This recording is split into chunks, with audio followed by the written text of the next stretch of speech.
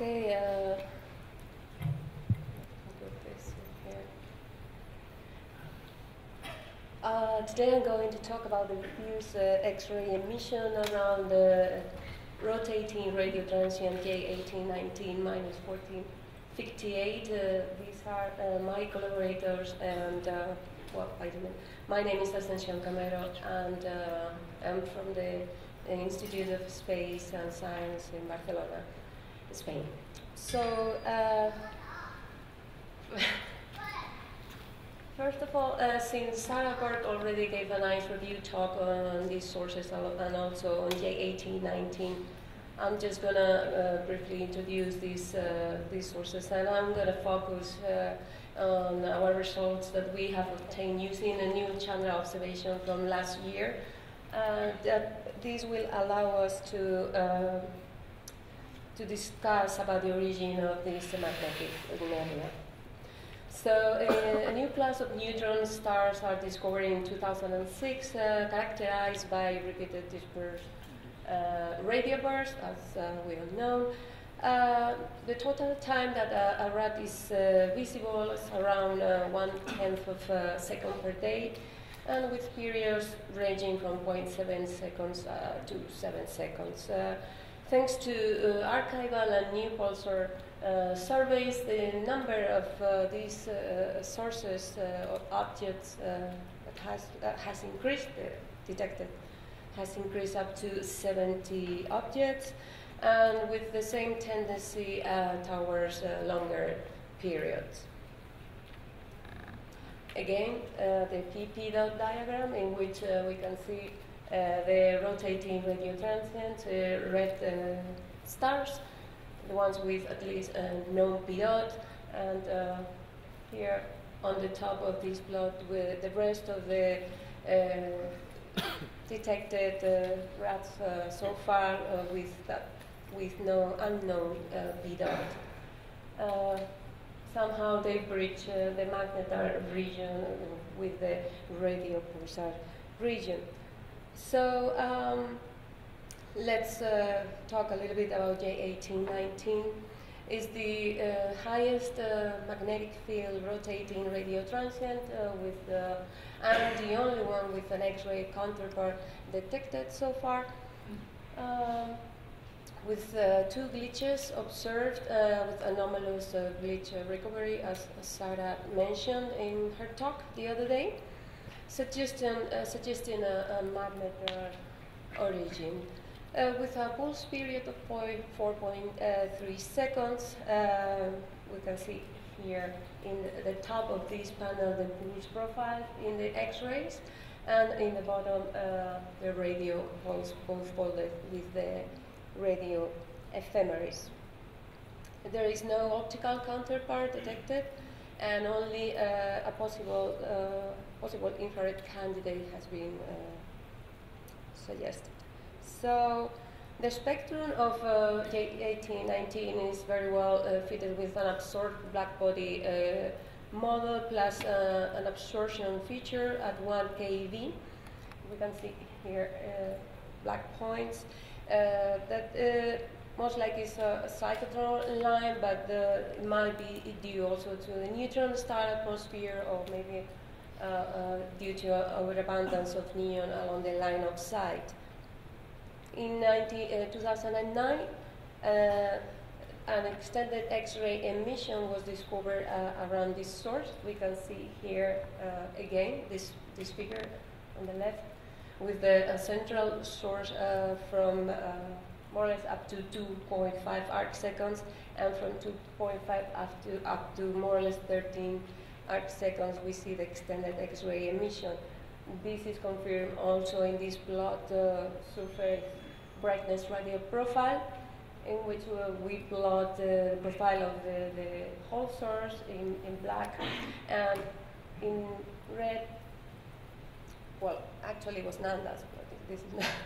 So in red is the profile of the PSF of the source plus a constant background. So we see an excess from pixel number 5 up to around 26, which corresponds to 2.5 to 13 arcseconds. So in order to study in more detail this extended X-ray emission, we have used another Chandra observation, this time 3 times longer than the previous one from 2008, using again the advanced CCT imaging spectrometer, the same configuration and time resolution of 0.4 seconds. So what we have done is combine these 2 observations from 2008 and the new one from last year, and we can see much more clear this extended X-ray emission, this nebula around this object.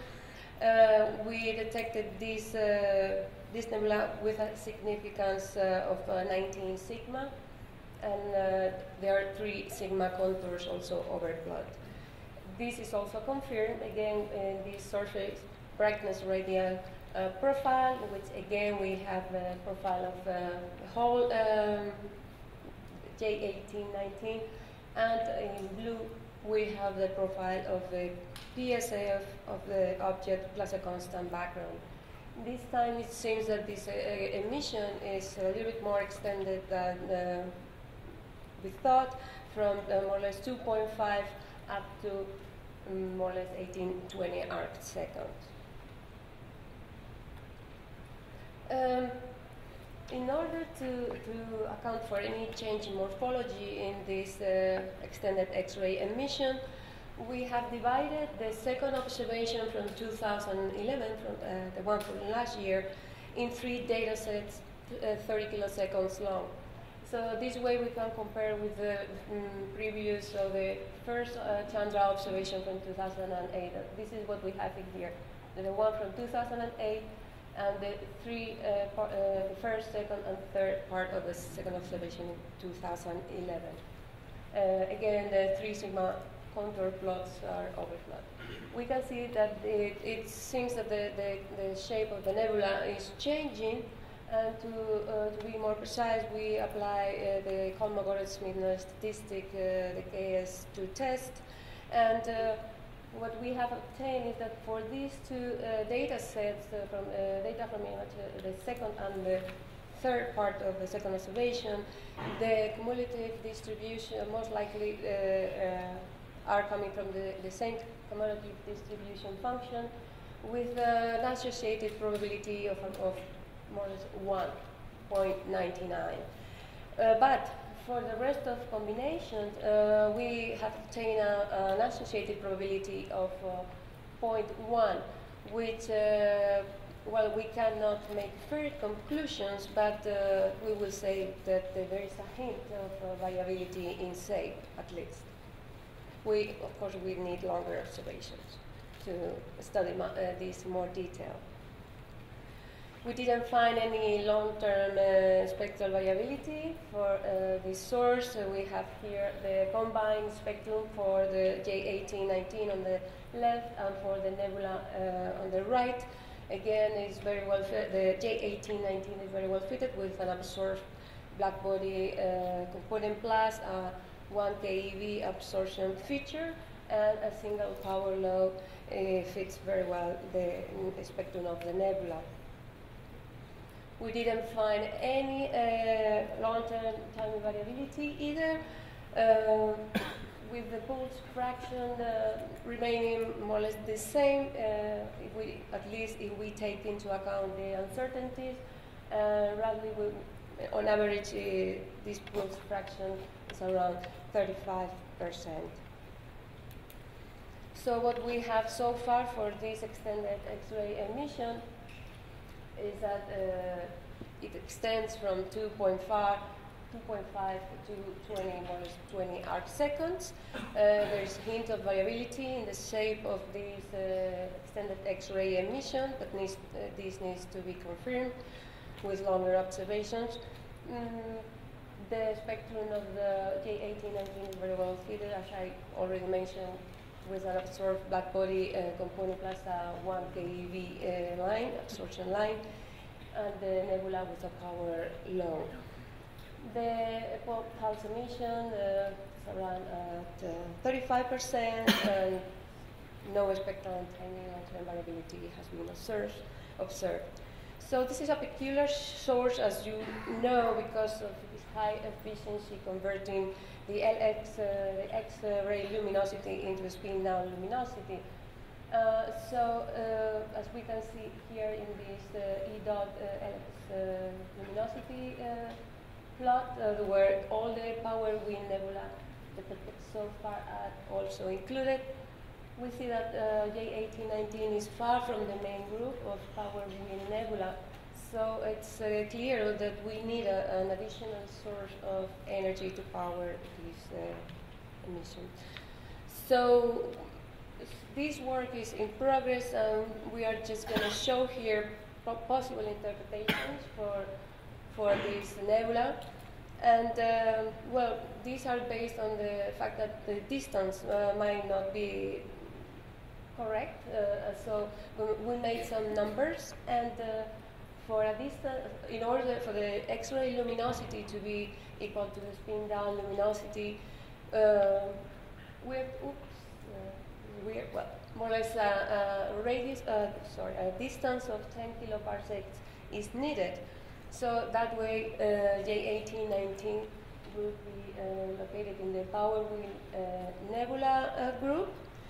But if the distance is correct, 3.6 kiloparsecs, we are going to just suggest it might be a magnetic nebula or scattering halo, as for instance in one E1547 or recently in Swift J1834.9. Well, tomorrow please don't miss Chris's talk about this topic, and well, this work is in progress, and the origin of this extended X-ray emission is to be confirmed. Thank you so much.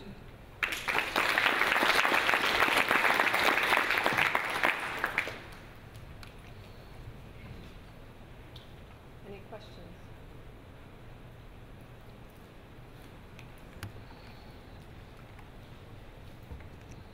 What's the age of the object?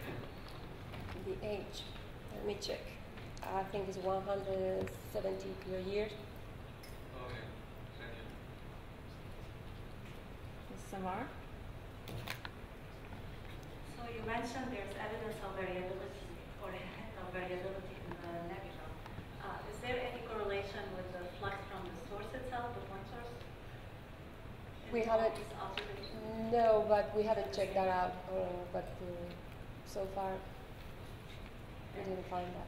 No, and do we know what's the origin of the 1 keV line from the source, the absorption line?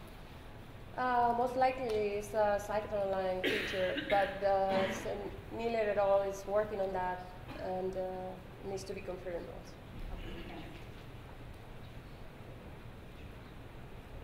Actually, I have a question. Could you constrain the spectrum of the nebula better if you held NH fixed at the value of the point source? The spectrum of the nebula, if I fix the NH? Yes, because you showed that the NH was just constrained to be less than 7 times 10 to the 21, whereas you knew the NH from the point source. Could you not hold that fixed and perhaps determine the spectrum better? I think I've done that, and it didn't work. It makes the power law index becomes more steep, and that's weird things. But I've checked that already. Do you remember? Well, the nature of the source from the Instagram installation, which is where we could actually constrain it best, it's 6, 10 to the 21. So it's very close to the limit that we see here. This is why, I mean, it's very similar to the slope that you find fixing it or not fixing it, just because it's very similar. So we just decided not to fix it. It doesn't change much. Okay, George? You are saying that this may be magnetically powered nebula. Which mechanism would you suggest for transfer of magnetic energy to the energy of this That's a very good question. Because without this, it is just words, magnetically powered, but what does it actually mean? Well, actually, I don't know. So I need to think about this. Maybe we can talk later. Okay, let's thank the speaker again.